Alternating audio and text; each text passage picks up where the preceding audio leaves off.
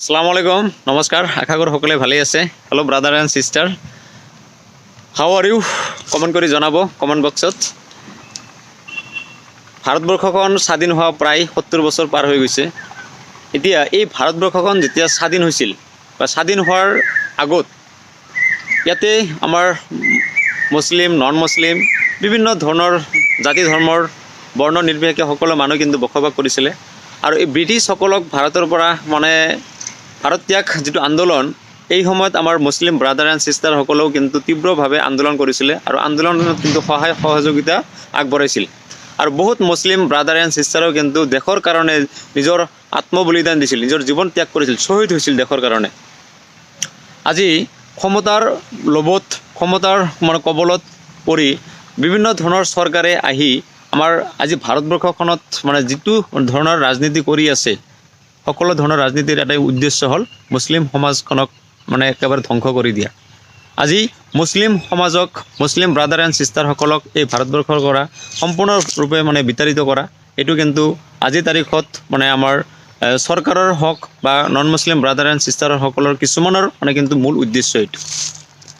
আচলতে কাতৰ কণ্ঠে সকলোকে অনুৰোধ কৰিব বিচাৰোঁ যে আমাৰ ভাৰতবৰ্ষখনত কিন্তু মুছলিম ব্ৰাদাৰ এণ্ড ছিষ্টাৰসকলেও কিন্তু বহুত জীৱন ত্যাগ কৰিছিলে দেশৰ কাৰণে।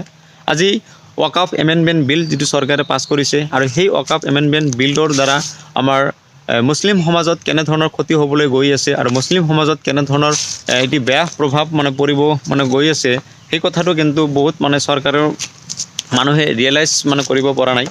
আচলতে এই ৱাকাফ এমেণ্ডমেণ্ট বিলখন হৈছে আমাৰ বহুত মুছলিম এণ্ড নন মুছলিম ব্ৰাদাৰসকলেও ভালকৈ বুজি পোৱা নাই, আৰু নন মুছলিম ব্ৰাদাৰ এণ্ড ছিষ্টাৰসকলে কেৱল চৰকাৰক সমৰ্থনহে কৰিছে। কিন্তু ইয়াৰ ফলত হয়তো মুছলিম ব্ৰাদাৰ এণ্ড ছিষ্টাৰসকলৰ কেনেধৰণৰ ধৰ্মীয়ভাৱে আঘাত হ'ব পাৰে, কেনেধৰণৰ এটি প্ৰতিক্ৰিয়া হ'ব পাৰে, সেইটো কথা কিন্তু কেতিয়াও ৰিয়েলাইজ কৰা নাছিল। যে কোনো পৰ্যায় ভাৰতবৰ্ষত যিটো ৱাকাফ এমেণ্ডমেণ্ট বিল পাছ হৈছে, সেই ৱাকাফ এমেণ্ডমেণ্ট বিল বা ৱাকাফ আইনখনক কোনো পৰ্যায় মানি ল'ব পৰা নাই। আৰু ভাৰতবৰ্ষৰ প্ৰতিটো ৰাজ্যৰ, প্ৰতিটো জিলাৰ চুকু কোণৰ পৰা মুছলিম ব্ৰাদাৰ এণ্ড ছিষ্টাৰসকলক কাতৰ কণ্ঠে অনুৰোধ কৰিম যে আমি ৱাকাফ এমেণ্ডমেণ্ট বিলৰ বিৰুদ্ধে প্ৰতিবাদ কৰিব লাগে, আৰু এই বিলখন বাতিল কৰিবৰ কাৰণে কিন্তু আমি চৰকাৰক ৰিকুৱেষ্ট কৰিব লাগে। আমি সুপ্ৰিম কোৰ্ট, হাইকোৰ্টক আশ্ৰয় ল'ব লাগে। গতিকে আহকচোন আমি সকলোৱে এই ৱাকাফ এমেণ্ডমেণ্ট বিলটো বাতিল কৰিব পাৰোঁ নেকি, তাৰ কাৰণে কিন্তু আমি সকলোৱেই মুছলিম ব্ৰাদাৰ এণ্ড কিছুমান non Muslim brother and sister সকলোকে মই অনুৰোধ কৰিছোঁ, আমাক সহায় সহযোগিতা কৰিব লাগিব। আজিৰ পৰা 2000 বা 1200-1500 বছৰ আগত আমাৰ নৱাবী বংশৰ মুছলিম ব্ৰাদাৰ এণ্ড ছিষ্টাৰসকলে নিজৰ সম্পত্তিসমূহ বিভিন্ন ধৰ্মীয় অনুষ্ঠানত, হয়তো কবৰস্থান, মাজাৰ, মাদ্ৰাছা, মুক্তবৰ নামত কিন্তু দান কৰি গৈছিলে।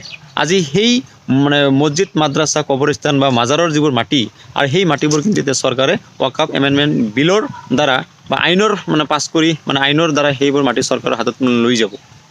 এতিয়া সেই মাদ্ৰাছা, কবৰস্থান বা মাজাৰ বা আপোনাৰ মছজিদবোৰ ভাঙি যেতিয়া চূৰ্ণ বিচ্ছিন্ন কৰি তাতে যেতিয়া দোকান পোহৰ বা বিভিন্ন ধৰণৰ হোটেল, বিভিন্ন ধৰণৰ পাণ দোকান, বিভিন্ন ধৰণৰ বাছ ষ্টেণ্ড, বিভিন্ন ধৰণৰ এয়াৰপৰ্ট হ'ব, তেতিয়া আমাৰ সেই পূৰ্বপুৰুষসকলৰ যিটো কবৰস্থানত আজি JCB লগাই যিটো অত্যাচাৰ হ'ব, সেইটো আপুনি মানি ল'ব পাৰেনে?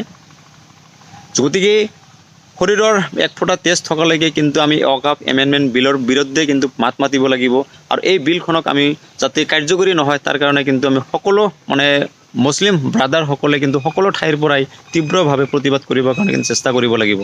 আহকচোন আমি সকলোৱে এই ৱাকাফ এমেণ্ডমেণ্ট বিলৰ বিৰুদ্ধে মাত মাতিব পাৰোঁ নেকি? ধন্যবাদ। জয় অসম।